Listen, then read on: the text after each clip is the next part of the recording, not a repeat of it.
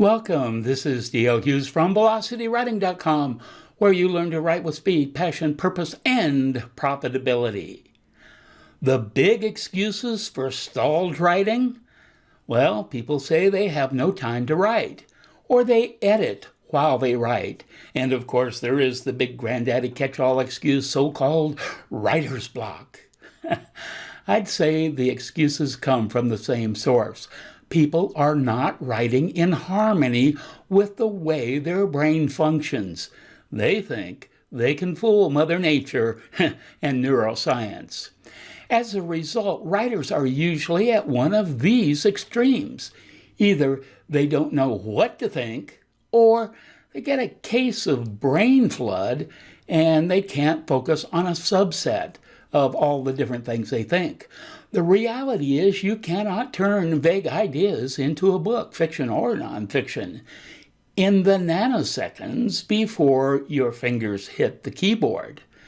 People who try to do this are not writing in harmony with the way the human brain functions. Your brain wants you to pre-process your ideas.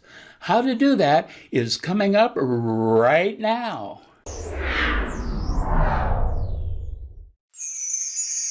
Will you subscribe if you haven't already? That would mean a lot to me. Also, click on the bell icon so you never miss out on my latest videos. Feel free to share this video on social media. I have expanded bonus material on this topic and links to sources at VelocityWriting.com. See the direct link to the blog post in the YouTube description. The oldest cliche in the writing handbook is that writers write. You are not a writer if you have an idea for a book, or if you dream of writing, or if you wrote a few pages and stopped. The entire notion of writing is based on the fact that you are actively putting words on a page. Staring at a blank page doesn't count. So, how do you stop the drool at the side of your mouth and get rid of that blank stare? Well, first you must accept the notion that books or blog posts do not come from a muse or some source outside your brain. The book will not be whispered in your ear.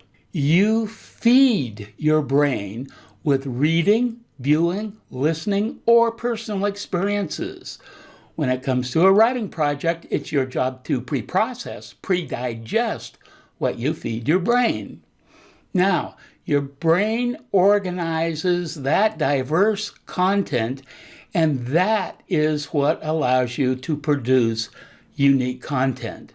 Oh, I know. Knowing how the brain functions and using that information to write is not romantic at all.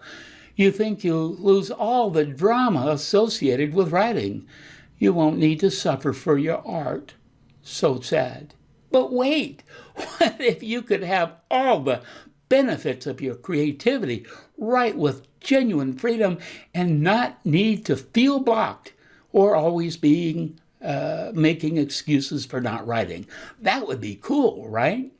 Well, let's think together about how you can organize your ideas so that your words flow freely.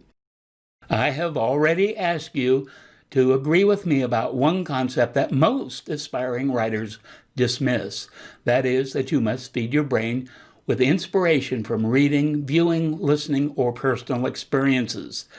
That is where you get nourishment for your idea factory that's located between your ears. Ideas are everywhere if you keep your doors of perception open. Okay, the second notion I'd like you to consider is the fact that your brain is a wonderful sorting machine. Its primary function is to sort things out. Should I eat that piece of pie? Your brain starts sorting. Yum. Mom used to bake pies like that. They were good. I need some pie. Comfort food. Maybe I should put ice cream on it. Oh, pie, ice cream, and coffee would be nice. But wait, I'm already too fat. There's too much sugar in all that. I don't need that pie. Or do I? One piece won't hurt, will it?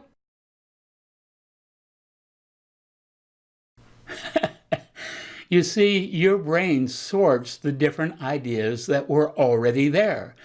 There was no ethereal pie. You were mentally processing your experiences of eating pie.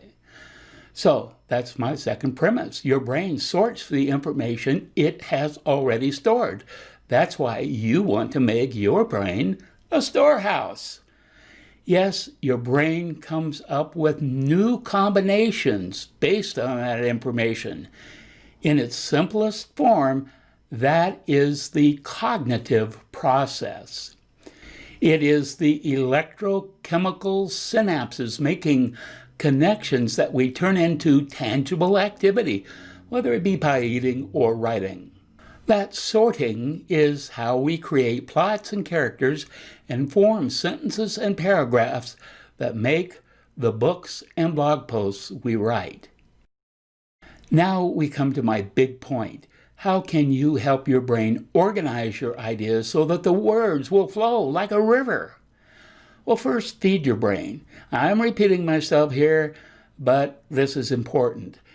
Give it plenty of reading, viewing, listening, and personal experiences. By the way, it needs good nutrition too, not too much pie. What we feed our brains is the raw material of all that we will ever write. Your brain will absorb this inspiration on both a conscious and subconscious level. You are grafting your present reading, viewing, listening, and personal experiences into other people, other times, and other locations when you write. You are overlaying your own perceptions into the plot, characters, and descriptions of whatever you write.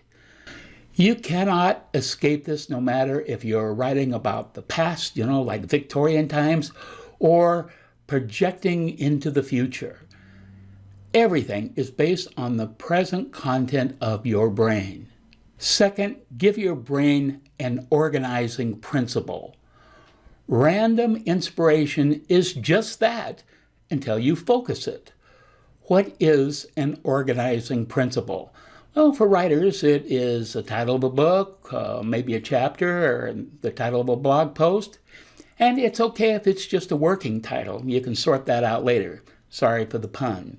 But an organizing principle, at least for a scene of a book, might be something like the couple at the lake.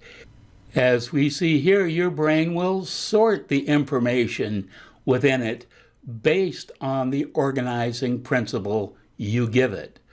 If you give your brain a different organizing principle, it will sort your reading, viewing, listening, and personal experiences in a completely different way. Third, let your brain sort through all you have absorbed in your life in the context of that central organizing principle, and then break them into logical portions. These would be chapters in fiction or nonfiction books, or scenes or sections, perhaps. They would be the main heading in a blog post. All writing is made up of parts. That's because it's the way your brain naturally sorts information. You want to help your brain structure those parts so that you can write in a liberated way.